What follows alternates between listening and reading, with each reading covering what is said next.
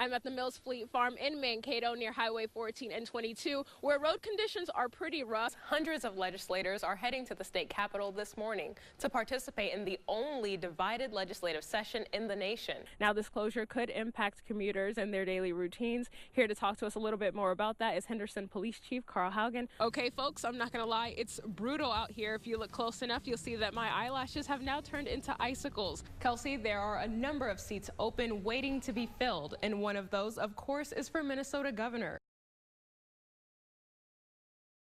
Some of the stuff you might not want to come through the snow, you might want to come back around through the street, because it's pretty deep up by the houses there, and not all of them have trails. Meet Ben Westfall, one of the 57 U.S. Postal Service workers in Mankato. Today, he is showing me what he does every day, delivering our mail, even if that means bracing the cold and trekking through the snow. In order to stay warm, it definitely helps to keep moving. I specifically layer up with a base layer, and then we have our normal work uniform, and then our outer work uniform is kind of our office. Like other Minnesota postal workers, Westfall is learning to cope with the elements. But even with all those layers and his special ice grippers, his boss, Michael Stevens, says there are just some conditions that they shouldn't work in. We had probably for the first time that I can remember in nearly 30 years where we didn't deliver mail on the 30th of January simply because the wind chills were so threatening and it was so cold. It wasn't necessarily a snow issue. Good morning. I have a package today for Janice, and then today's mail. Thank you. The big thing that they struggle with is, you know, boxes that are blocked by snow, customers not clearing their sidewalks, and it's not necessarily just the difficulty in getting to the box. It's the safety factor that goes with it, and, you know, climbing over snow drifts and things like that. So they ask that you clear those driveways and sidewalks, but don't worry, they understand the effects of blowing winds. They just want you to try. We know it's been a really tough couple of weeks with all the cold temperatures, and then now with all the snow. And I just got to say that we're grateful for all the people that have helped us out by keeping their boxes cleared and making paths for us. It really helps us out a lot. So thank you very much. During last Thursday's severe storms, Andrew Sturgeon was in his garage when a tornado landed on his home, leaving him with minor injuries to his body and major damages to his home. I was just expecting heavy rains, maybe high winds. I didn't get the warning on my phone until after it came through. Sturgeon says the tornado left him with the scattered insulation of his roof everywhere, damage to his trucks and home, and stripping him of his garage. Roof gone, ceiling, this part here was still attached. This section of the roof and ceiling totally gone. Behind us, gone.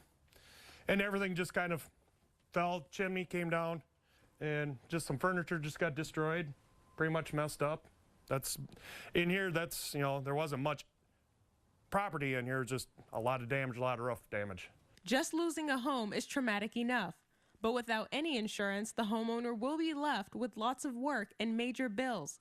But he says he has received tons of support. There's been donations through the church. They're planning a fundraiser. They got a GoFundMe page, and just people coming up, just helping with a lot of support. As people continue to lend a helping hand, Sturgeon says he will stay with a family member and work to have the home fixed before winter. Wendy Kahn was last seen June 1st.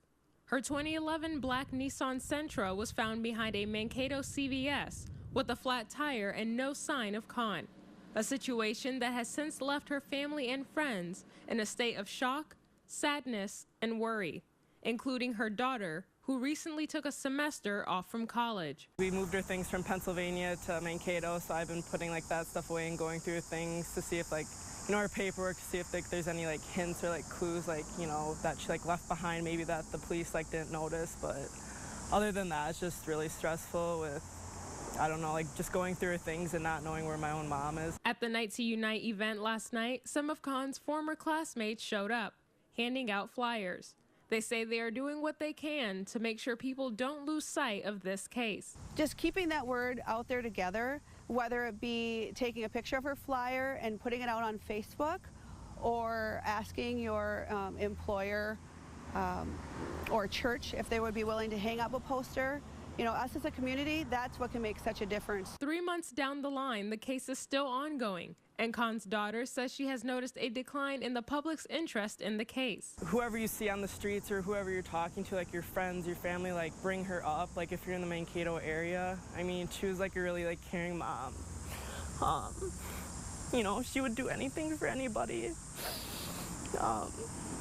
So just like keep spreading her name, but because like it's only been 3 months, so she shouldn't be forgotten about, not yet. Crime Stoppers is offering a $1,000 reward to anyone with information that helps to locate Wendy Khan.